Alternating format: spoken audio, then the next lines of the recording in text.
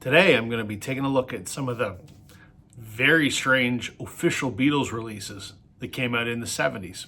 Stay tuned.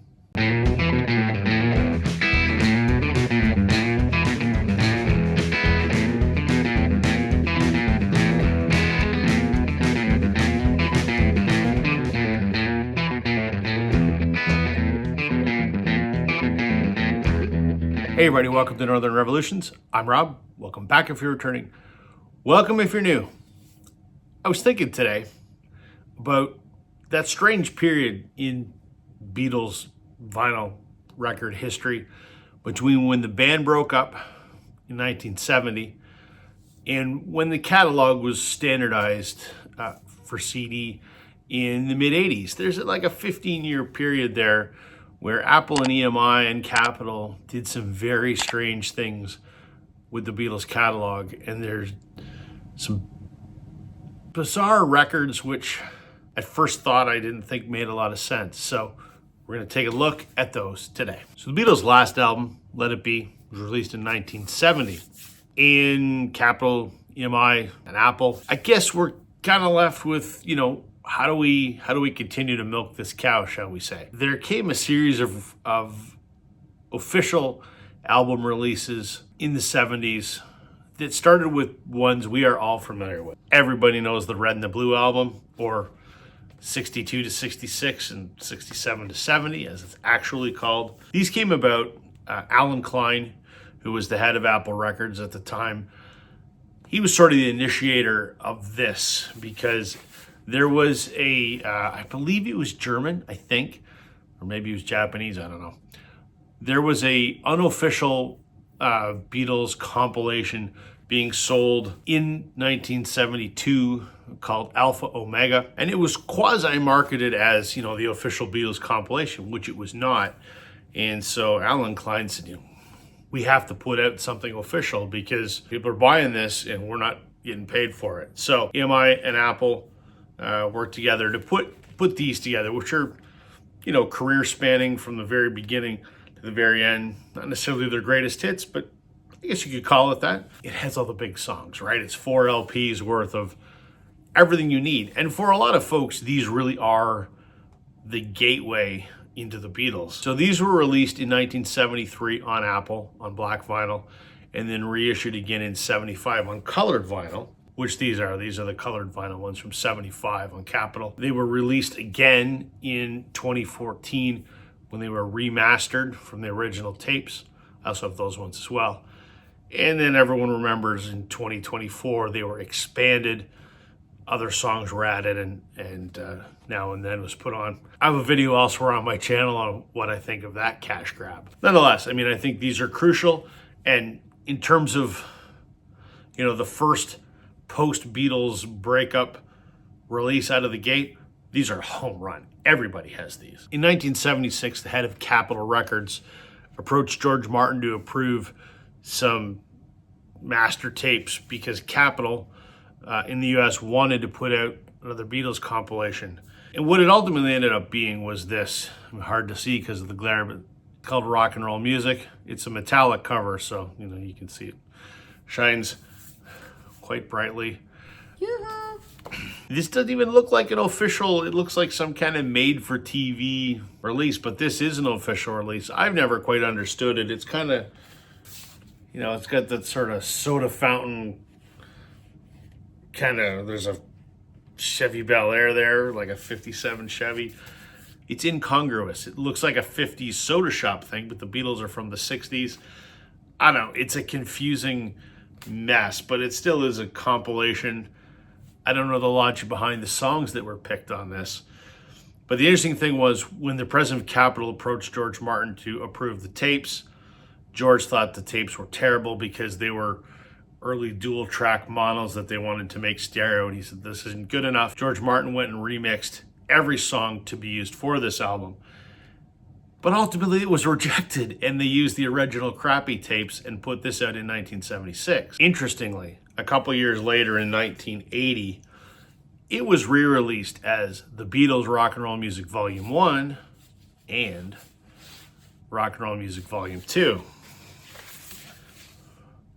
If these look cheap, it's because they are. This was on one of Capitol's budget labels. They were just sort of meant as a low-cost kind of thing. So it's the same songs. Interestingly, these two are the Canadian pressings, which are the same as the American ones.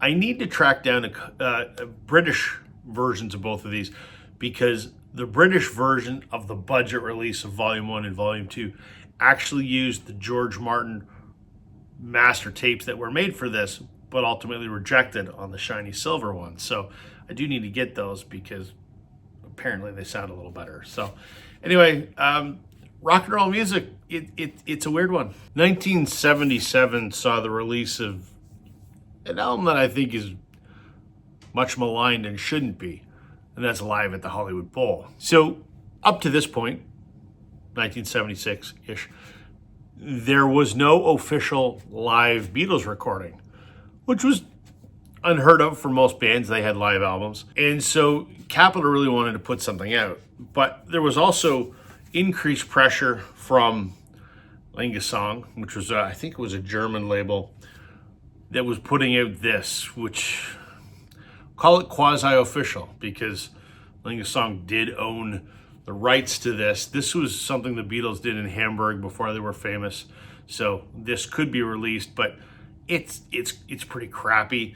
It was recorded on a handheld tape recorder back in the day, so it's not good. But this was the only live Beatles stuff you could get in 1970, and Capitol said, we got to put out something better. So George Martin set to work on the Hollywood Bowl, the tapes from the 64 shows and the 65 shows, to put together some semblance of a concert. Problem is, and anyone that's listened to this, there's a lot of crowd noise. We've all seen the footage of Beatles concerts. It's just a cacophony of screams from the audience. That's what this is too. This is very listenable. I mean, George Martin did a very good job. It's certainly very passable. I actually like it. I like that you hear the constant nonstop in the background, because that's part of what made Beatlemania. So I like it personally. They did a good job on this. This is a nice official release. Much better job than the half-assed rock and roll music. But folks have never been happy with this because of the sound quality. In 2015, George Martin's son Giles got to work on the Hollywood Bowl tapes, and he cleaned them up a little bit more, was able to reduce a little more of the crowd noise, and we got this reissue, Live at the Hollywood Bowl, which coincided with Ron Howard's 8 Days a Week film. I really enjoy this, and I enjoy the original too. This is a little bit better, a little less crowd noise, but I think this is actually perfect for what it needs to be, because if it was a live Beatles recording and there wasn't in the background, it wouldn't sound live, I don't think, but it's very listenable, quite enjoyable. I like it a lot. A few bonus tracks on here. I like the packaging on the original better. This, the 8 Days a Week thing is a little bit confusing. Could have done a better job. But suffice it to say, as good of a Beatles live recording as you're probably ever going to get. So also in 1977, we got yet another compilation. So bearing in mind, we've had the Red and Blue album in 73, and we had rock and roll music in 76. Red and Blue made sense, career spanning start to finish. Rock and roll music, not really sure what the theme of that was.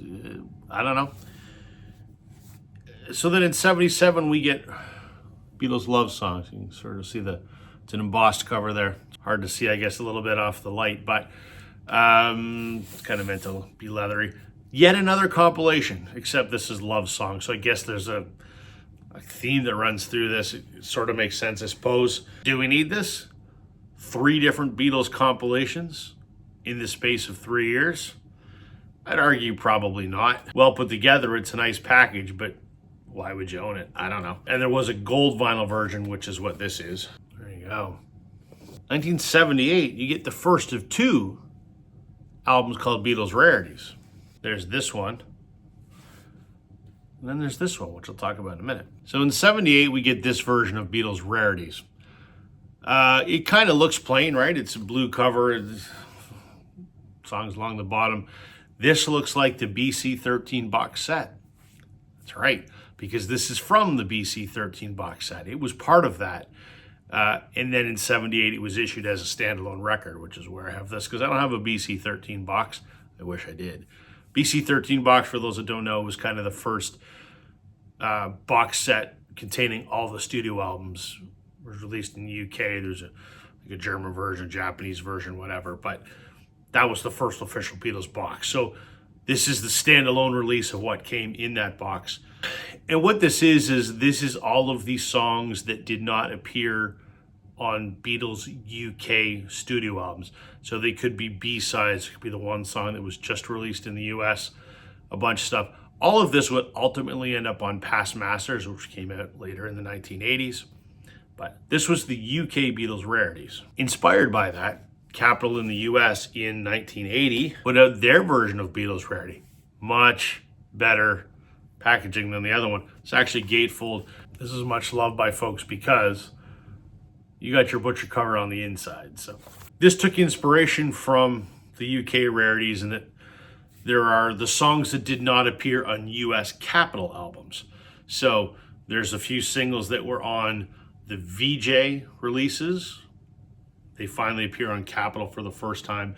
And the rest of it are just alternate versions of songs, much like we would later get with the anthologies. So you get like the German language of She Loves You. You get the Sgt. Pepper Inner Groove, which didn't appear on the American Sgt. Pepper. There's the version of Across the Universe that was for the World Wildlife thing with the birds on it, which again, all of this stuff would also appear on Past Masters. So it's kind of the table scraps, but it's kind of better than the UK one, to be quite honest. Also in 1980, there was this, which did not come out in the US, but only came out in the UK. Beatles ballads, kind of like love songs and kind of like rock and roll music. It's kind of a useless compilation.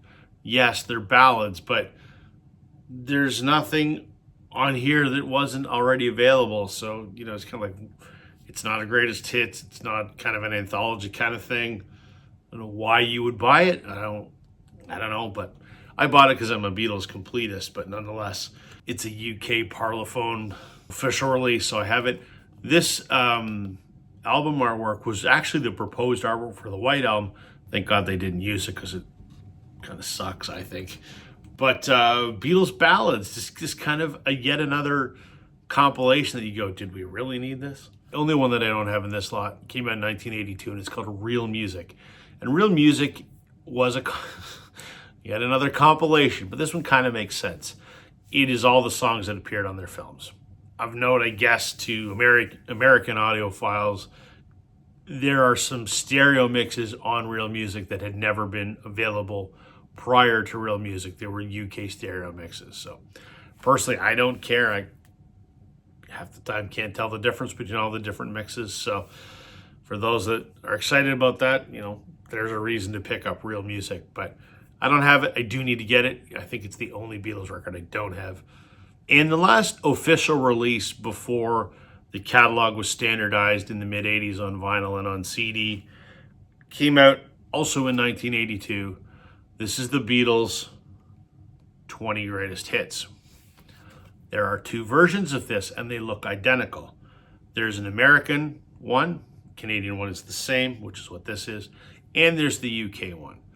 The UK one had the 20 number one hits in the UK. The US one, which this is the same as, has the songs that were number ones in the UK. Jackets are the same, track listings are a little different.